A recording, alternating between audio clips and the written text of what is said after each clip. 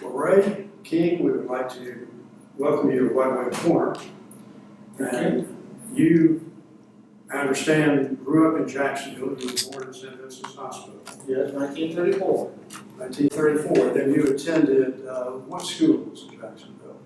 I attended, well, we lived on the corner of Riverside and Nancy, close to the shopping center, and I attended Fishware Elementary School through grades 1 through 6. Then I attended Lakeshore. They call it middle school now, but it was junior high school then. It was grade 7 and 9. And then after Lakeshore, I attended Bowles. What year did you graduate from Bowles, right? I graduated from Bowles in 1952. That's it. Well, the Nasrallah building was built, and this is the two-story building we're in now, was built in approximately 1949. Okay. So do you remember anything about this building being built? No, I don't. We used to attend Riverside Baptist Church across the street. But then this was during the war years. I don't remember the construction going on here. I do remember that there were two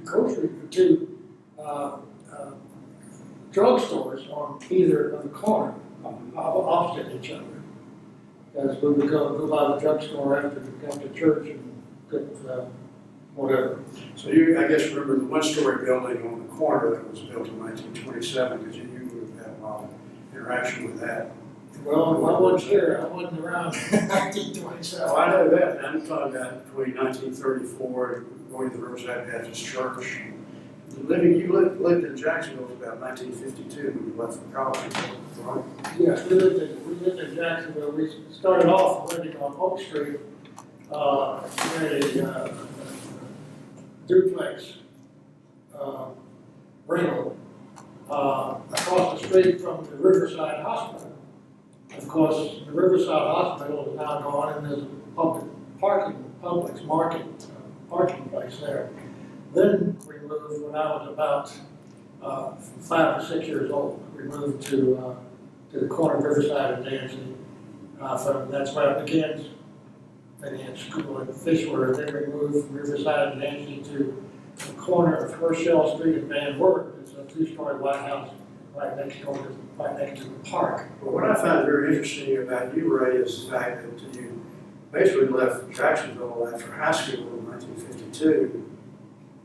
And then you have developed a very keen, and been gone basically since then from Jacksonville, but have developed a very keen sense of and interest in Jacksonville's history.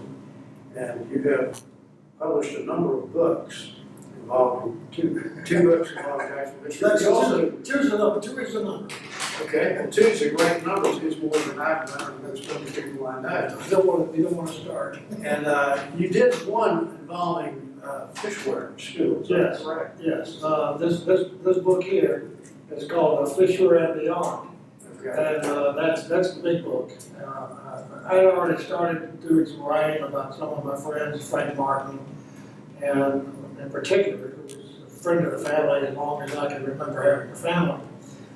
And in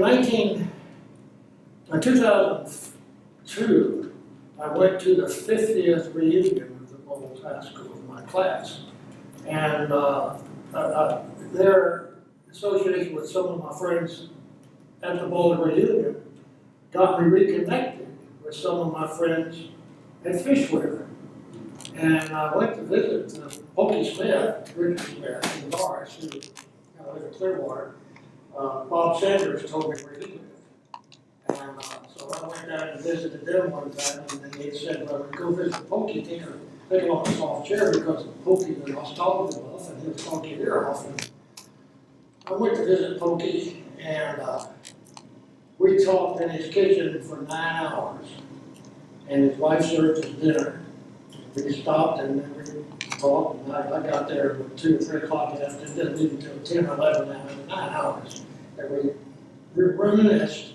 And Pokey was so glad to see me because he said, you are confirming some of the stories I've been telling to people that nobody believes. Now you're confirming them. So I started taking mental notes, I got home and started writing, and So what year did you write the one about Fishware and Beyond? I wrote that in 2008.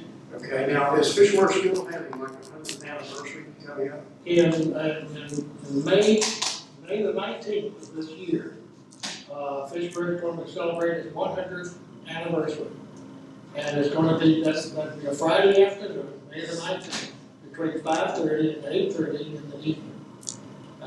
They're going to have all different kind of activities, open house, naturally. So copies of your book will be there too? I'm working on a second edition, but this book is a little bit, it's got some, when you write a book, you go back and look at it to find mistakes and some things you wish you could have added and you didn't.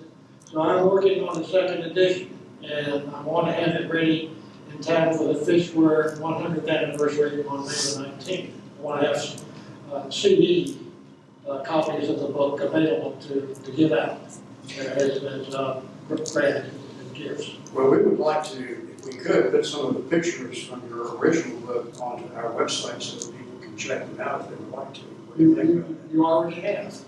I know that we did not actually get a lot of the names. We got a lot of the pictures, but you had the names of the people. And so what we want to do is we want to go back and add the pictures and the names so that people can perhaps access their own picture if they go on the internet. Okay, I would prefer that you wait for the second edition to do that, because some of the names are wrong. Those are some of the, there's a few places that got some wrong names. I'd rather have them Okay. accurate. But we'll do it the way you want to do it. And there would be more information, more pictures.